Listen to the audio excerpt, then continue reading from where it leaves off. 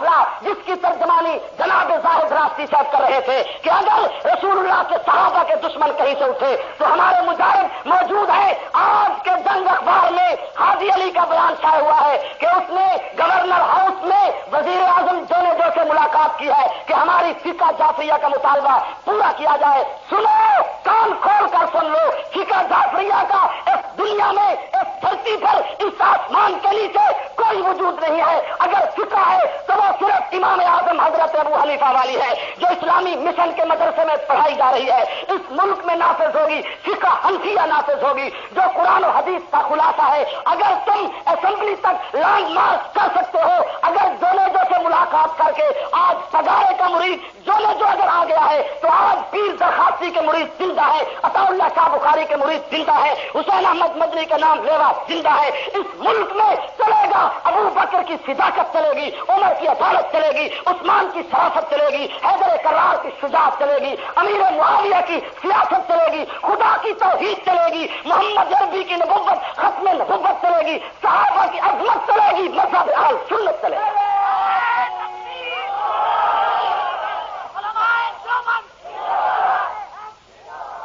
بات کو لپیٹتا سمیٹتا کہ صحابہ نے قرآن کیسے پڑھا اس وقت کو یاد کرو جب اسلام اور کفر کی پہلی جنگ ہوئی, پہلی ہجرت حبش کی ہوئی اور صحابہ تبلیغی جماعت کی صورت میں حبشے کے ملک میں پہنچے. بادشاہ نے کہا کہ تم کیا کرتے ہو, تم کون سا عقیدہ رکھتے ہو, تمہارا کیا پروگرام ہے؟ تو حضرت جعفر طیار جن کا کرتا لمبا تھا, جن کی داڑھی مبارک سے سینہ چھپا ہوا تھا, جن کی مونچھیں کاٹی ہوئی تھی, جن کا لوٹا بستر صاف تھا, کھڑے ہوئے. بادشاہ, ہمارا عقیدہ قرآن ہے, ہمارا عمل قرآن ہے, ہمارا مذہب قرآن ہے, ہمارا دین قرآن ہے, ہماری دلیل قرآن ہے, ہمارا دعویٰ قرآن ہے. تو اس وقت کے غیر مسلم نجاشی, حبشی, اسحما, غیر مسلم عیسائی بادشاہ نے کہا کہ مجھے کیا پتا قرآن تمہارا کیا کہتا ہے, وہ کیسی کتاب ہے, اس کے الفاظ کیسے ہیں, اس کی عبارت کیسی ہے, اس کی روانی کیسی ہے, اس کا حسن کیسا ہے, اس کی ترتیب کیسی ہے, اس کی فصاحت کیسی ہے, اس کی بلاغت کیسی ہے, اس کا احساس کیسا ہے,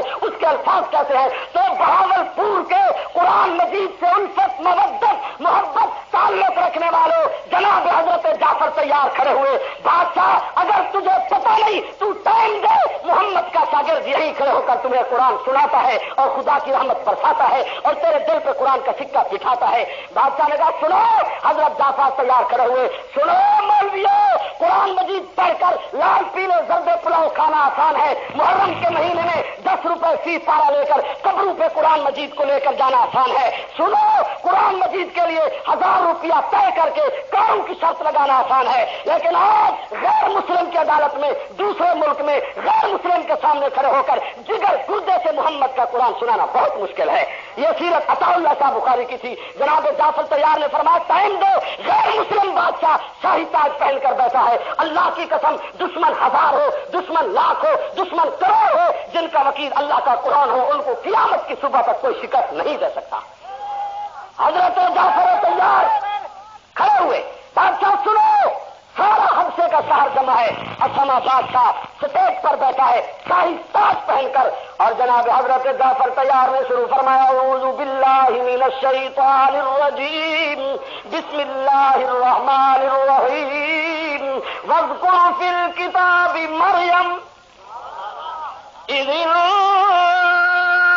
انتبذت من اہلها مکانا شرقیا فاتخذت من دونهم حجابا فارسلنا إليها روحنا فتمثل لها بشرا سويا قالت إني أعوذ بالرحمن منك إن كنت تقيا قال إنما أنا رسول ربك لأهب لك غلاما زكيا قالت أنى يكون لي غلام ولم يمسسني بشر ولم أك بغيا قال كذلك قال ربك هو علي عين ولنجعله آية للناس ورحمة منا وكان أمرا مقضيا فحملته فالتقطت به مكانا قصيا فجاء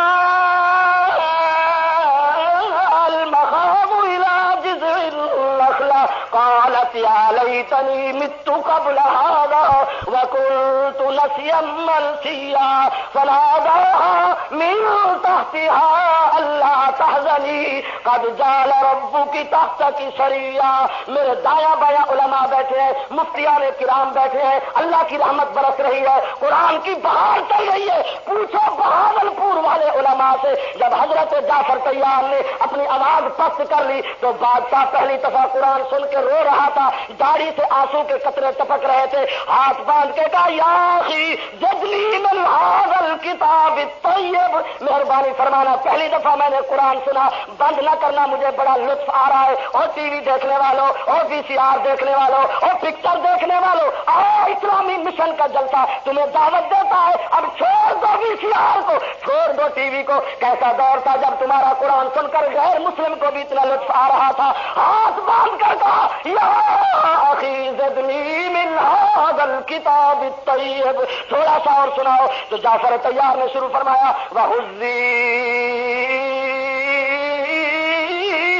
الیک بجذع النخلہ تساقط عليك رطبا جنيا فكلي واشربي وقري عينا فإما ترين من البشر أحدا فقولي إني نذرت للرحمن صوما فلن أكلم اليوم إنسيا فأتت به قومها تحمله قالوا يا مريم لقد جئت شيئا فريا يا أخت هارون ما كان أبوك امرأ سوء وما كانت أمك بغيا فأشارت إليه قالوا كيف نكلم من كان في المهد صبيا قال إني عبد الله. جب حضرت جعفر نے کہا انی عبد اللہ تو کھڑے ہوئے کافروں کے نمائندہ. بادشاہ دیکھا سارا واز سارا قرآن صحیح پڑھا. او اب وہابی والی بات کیا جا رہا ہے. تو کہتا ہے عیسیٰ ابن اللہ اور یہ کہہ رہا ہے انی, جلدی بولی انی. اس وقت بھی اس نسل کو سمجھ نہیں آیا کہ تم کہاں ڈھونڈتے پھرتے ہو.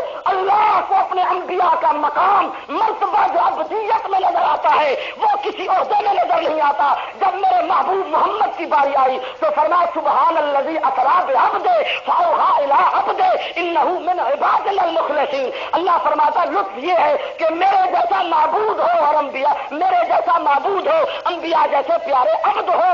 تو کافر کھڑا ہوا, بادشاہ تو کہتا ہے عیسیٰ ابن اللہ, یہ کہتا ہے عبد اللہ. وہابیوں والی بات کیے جا رہا ہے. بہاولپور کے لوگوں فرق جذبات کی لہر میں آ کر بادشاہ نے جیب سے مسواک نکالا, مسواک کا تلکا کھینچا اور کہا بیٹھ جاؤ قرآن کے دشمنوں, صحابہ کے دشمنوں, میرے نازک ذوق میں خلل مت ڈالو, میں بے عزتی کر دوں گا, مہمانی کا احترام نہیں کروں گا. بیٹھ جاؤ. پہلی دفعہ محمد کے شاگرد کی زبان سے قرآن سنا, مجھے لطف اندوز ہونے دو. مجھے رب کعبہ کی قسم جو کچھ پڑھ رہا ہے بالکل صحیح پڑھ رہا ہے, مسواک کے تلکے کے برابر نہ گھٹا رہا ہے نہ بڑھا رہا ہے. ہاتھ باندھ کر کہا یا اخی زدنی من ھذا الکتاب الطیب. او تبلیغی جماعت کے امیر, او محمد کے شاگرد, او مکے کے مہاجر, او قرآن کے حافظ, سابق مجھے سنا. حضرت جعفر طیار نے پھر شروع فرمایا قال انی عبد اللہ